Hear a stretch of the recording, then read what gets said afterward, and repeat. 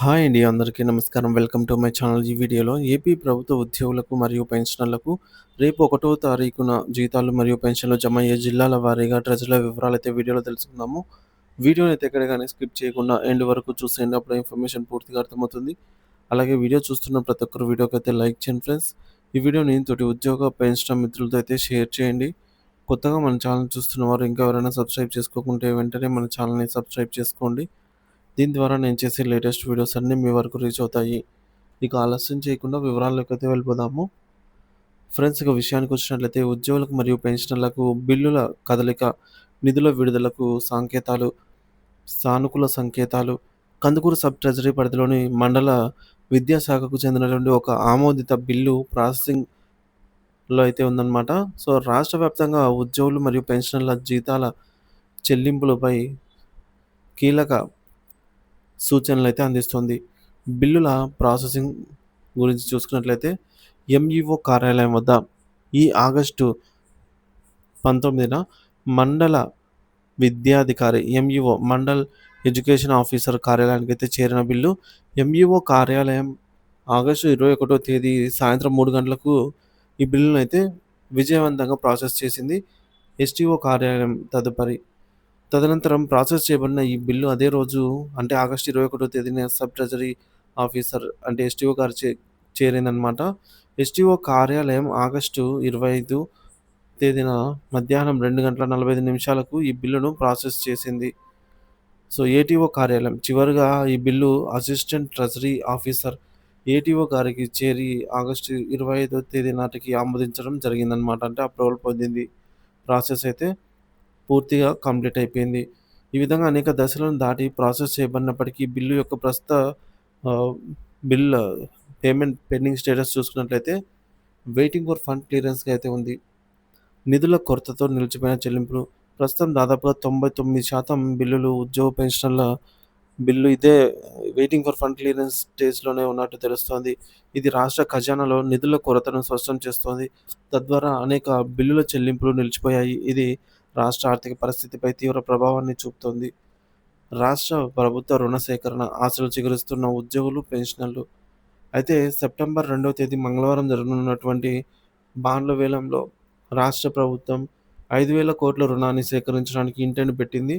ఈ రుణ సేకరణ వరుసగా 8, 9, 11, 12 సంవత్సరాల కాలంలో తిరిగి చెల్లించే విధంగా అయితే ఉండనుంది.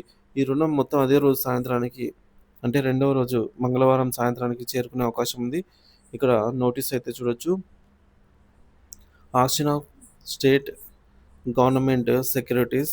ఇందులో మనకు ఆంధ్రప్రదేశ్‌కి సంబంధించి మొత్తం కలిపి 5,000 కోట్లు. మొదటి 1,000 కోట్లను ఇందాక చెప్పుకున్నట్టుగా 8, తర్వాత 1000 కోట్లను 9, తర్వాత 1,500 కోట్లను 11, తర్వాత 1,500 కోట్లను 12 సంవత్సరాలు తిరిగి చెల్లించేలాగా ఈల్డ్ టైప్‌లో ఆక్షన్‌లు అయితే ఈ యొక్క ఇంటెంట్ పెట్టడం జరిగిందనమాట. The auction will be conducted on the Reserve Bank of India core banking solution system September 2, 2025 the government అని చెప్పేసి ఉంది. ఇంకా వేతనాల చెల్లింపులపై సానుకూల ప్రభావం. రాష్ట్ర ఖజానాకు 5,000 కోట్లు చేరడం ద్వారా నిధుల కొరత కొంతమేర తీరుతుంది. ఈ పరిణామం నేపథ్యంలో సెప్టెంబర్ 1వ తేదీన అంటే రేపటి రోజున బిల్లులలో కదలిక గణనీయమైన మార్పులు వచ్చే అవకాశం అయితే ఉంది. కాబట్టి సెప్టెంబర్ 1 మరియు 2 తేదీలలో ఉద్యోగుల జీతాలు మరియు పెన్షన్ బిల్లులు ఖచ్చితంగా జమయ్యే అవకాశాలైతే స్పష్టంగా కనిపిస్తున్నాయి. రాష్ట్ర ప్రభుత్వం రుణ సేకరణ నిర్ణయం ఉద్యోగులు మరియు పెన్షనర్లు ఆశలు రేకెత్తిస్తోంది. నిధుల విడుదల కాగానే నిలిచిపోయిన వేతనాలు మరియు పెన్షన్ల చెల్లింపులను తక్షణమే ప్రారంభమై లబ్ధిదారులకు ఉపశమనం లభిస్తుందని అయితే ఆశిస్తున్నాము. ఇకపోతే ఈ యొక్క ఆగస్టు నెల 2025 ఆగస్టు నెలకు సంబంధించి పే స్లిప్స్ అయితే అందరికీ డౌన్‌లోడ్ అవుతున్నాయండి ఉద్యోగ పెన్షనర్స్‌కి. ఖచ్చితంగా ఇంకెవరైనా పే స్లిప్స్ డౌన్‌లోడ్ చేసుకున్నట్లయితే వెంటనే వారి వారి పే స్లిప్స్‌ని డౌన్‌లోడ్ చేసుకొని అందులో ఉన్నటువంటి పర్సనల్ డీటెయిల్స్, వ్యక్తిగత వివరాలు, అలాగే ఎర్నింగ్స్, డిడక్షన్స్ అన్నీ గూడా క్షుణ్ణంగా చెక్ చేసుకోవాల్సిన అవసరం ఎంతైనా ఉంది. సో, పే స్లిప్స్‌లో ఏమైనా తప్పులున్నట్లయితే ఖచ్చితంగా గమనించాలండి. ముఖ్యంగా పేరు, పుట్టిన తేదీ, జీవిత భాగస్వామి అంటే స్పౌస్ నేము, పుట్టిన తేదీ, అలాగే additional quantum of pension eligible ఉన్నవారికి యాడ్ అయిందా లేదా అనేది, తర్వాత మనకి ఆదాయ పన్ను చాలామందికి ఈసారి పన్ను మినహాయింపు అయితే ఉండవచ్చు. ఎందుకంటే పన్ను మినహాయింపు అనేది 12,50,000 75,000 వరకు ఉంది కాబట్టి. సో, ఎక్కువ మందికి పన్నయితే పడదు. అయినా కూడా డిడక్ట్ అయిందనేది చెక్ చేయండి. ఇకపోతే కమ్యుటేషన్ వివరాలు. సో, మీరు కమ్యుటేషన్ ఎప్పుడు తీసుకున్నారు? సో, రికవరీ ఎప్పుడు స్టార్ట్ అయింది? ఎప్పుడు ఎండ్ అవుతుందనే డేట్స్ ఉంటాయి. అవి చెక్ చేయండి. ఇక ఈహెచ్ఎస్ సబ్స్క్రిప్షను. సో, ఈహెచ్ఎస్ సబ్స్క్రిప్షన్‌లో భార్య, భర్త, మరి స్పౌస్ గూడా ఎంప్లాయీ లేదా పెన్షనర్ అయినట్లయితే ఖచ్చితంగా ఒకరికి మాత్రమే ఈహెచ్ఎస్ సబ్స్క్రిప్షను కట్ అవ్వాల్సి ఉంటుంది. ఇద్దరికి కట్ అవ్వడానికి వీల్లేదు. సో, అలా ఇద్దరికి కట్ అవుతున్నవారు ఖచ్చితంగా ఆఫీసర్ల దృష్టికైతే తీసుకెళ్ళండి. ఇక డీఆర్ వివరాలండి. స్టేట్ స్టేట్ గవర్నమెంట్ స్కేల్స్ పొందుతున్న వారికి డీఆర్ 33.67% గాను, యూజీసీ స్కేల్స్ పొందుతున్న వారికి 46% డీఆర్ గానైతే రావాల్సి ఉంటుంది. చెక్ చేయండి. ఇకపోతే ట్రెజరీ మరియు డీడీఓ కోడ్ అయితే మన బిల్‌లో ఉంటాయన్నమాట. సో, ఏమైనా సమస్య ఉన్నట్లయితే మన ట్రెజరీ ద్వారా మనము ఐడెంటిఫై చేయొచ్చనమాట. పేస్లిప్‌లో ఉన్నటువంటి ట్రెజరీని. ఇక ఏమైనా లోపాలు ఉన్నట్లయితే తప్పనిసరిగా రాతపూర్వకంగా అయితే వాటిని సంబంధిత ట్రెజరీ అధికారులకు తెలియపరచండి. ఇది ఎందుకంటే భవిష్యత్తులో మన కుటుంబ సభ్యులకు ఫ్యామిలీ పెన్షన్ విషయంలో అయితే ఎటువంటి ఇబ్బందులు రాకుండా తలెత్తకుండా అయితే ఉంటుంది. సో, అలాగే 2 డిమాండ్స్ అయితే ఉన్నాయండి. మొదటిది ఏందంటే చాలామంది పెన్షనర్స్ పెన్షన్ బిల్ నంబర్ కోసం అయితే అడుగుతున్నారు. ఇబ్బందులు పడుతున్నారు. ఎందుకంటే బిల్ నంబర్ ఉన్నట్లయితే వారి యొక్క పేమెంట్ పెండింగ్ స్టేటస్‌ను చెక్ చేసుకోవడానికి వీలవుతుంది కాబట్టి. సో, ప్రభుత్వము ఉద్యోగుల మాదిరిగానే పెన్షనర్స్ యొక్క పేస్లిప్‌లో కూడా వారి బిల్ నంబర్‌నైతే ఇవ్వవలసిందిగా కోరుతున్నారు. ఇంకోటి ఏందంటే బెనిఫిషరీ అకౌంట్ స్టేట్‌మెంటు. గతంలో సీఎఫ్ఎంఎస్ నందు బెనిఫిషరీ అకౌంట్ స్టేట్‌మెంట్ బీఏఎస్ అందుబాటులో అయితే ఉండేది. దాన్ని తిరిగి పునరుద్ధరించాల్సిన అవసరం అయితే ఉంది. ఇది పెన్షనర్లకు మరింత పారదర్శకతను అందిస్తుంది. సో, ఇప్పటి వరకు అప్రూవల్ అయిన బిల్లుల వివరాలు స్క్రీన్ పైన చూడొచ్చు. అలాగే ఎస్టీఓ గారి పరిధిలో ఇప్పటి వరకు అప్రూవల్ అయినటువంటి బిల్లులు. సో, అతి తక్కువ బిల్లులు మాత్రమే ఇంకా బిల్ నాట్ అప్రూవ్ స్టేజ్‌లో ఉన్నాయి. దాదాపు 99% బిల్లులన్నీ కూడా వెయిటింగ్ ఫర్ ఫండ్ క్లియరెన్స్ స్టేజ్‌లో ఉన్నాయి. ఏవైతే ఇంకా బిల్ నాట్ అప్రూవల్‌లో ఉన్నాయో అవి రేపటికల్లా మనకు వెయిటింగ్ ఫర్ ఫండ్ క్లియరెన్స్ స్టేజ్‌కి చేరుకునే అవకాశం అయితే ఉంది. సో, బిల్లుల స్టేటస్ అయితే ఈ విధంగా ఉంది ఫ్రెండ్స్.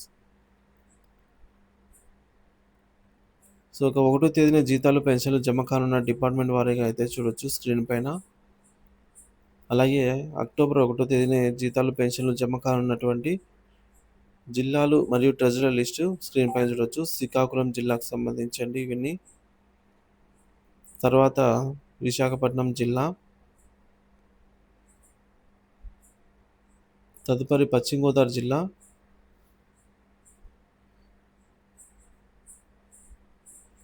కృష్ణా జిల్లా. ఫ్రెండ్స్, మీ జిల్లా ఇందులో మీ యొక్క ట్రెజరీ నేమ్ ఉందా లేదనేది వీడియో పాజ్ చేసి చెక్ చేయండి. గుంటూరు జిల్లా.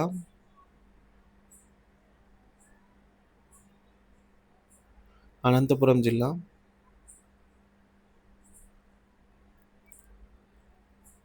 అలాగే చిత్తూరు డిస్ట్రిక్ట్. తూర్పుగోదావరి డిస్ట్రిక్ట్. ప్రకాశం జిల్లా. నెల్లూరు. కర్నూలు. కడప. చిత్తూరు.